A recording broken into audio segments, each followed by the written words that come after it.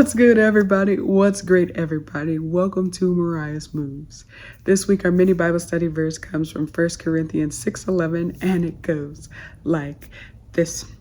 And that is what some of you were, but you were washed, you were sanctified, you were justified in the name of the Lord Jesus Christ and the Spirit of our God. Now, this is a continuation of the verses that came prior to this one because it's talking about who will and who won't inherit the kingdom of God. Now, there is a list in this passage that talks about the greedy, the thieves, the drunkards, the slanderers, and the swindlers, as well as a bunch of others included who will not inherit the kingdom. However, the good news is that we are cleansed, we are restored, we are renewed, and we are put on the right path to go back to God so that we can inherit the kingdom. God wants us to be with him, to be close to him, to really understand who he is. So in the short term, we get to see the blessings that he bestows in our lives. And in the long term, then we get to be with him for eternity. So, of course, this is just our reminder, as usual, that when we go to God, then the good things happen. So let him restore you, let him renew you, let him cleanse you, and let him be your Holy Father.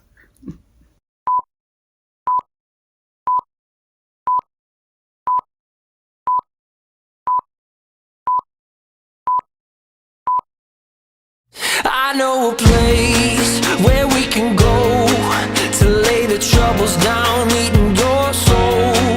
I know a place where mercy flows, take the stains, make it whiter than snow. Like a tide, it is rising up deep inside a current that moves and makes it come alive. Living water that brings the dead to life. We're going down to the river, down to the river, down to the river to pray. Let's get washed by the water, and rise up in amazing grace. Let's go down, down, down to the river.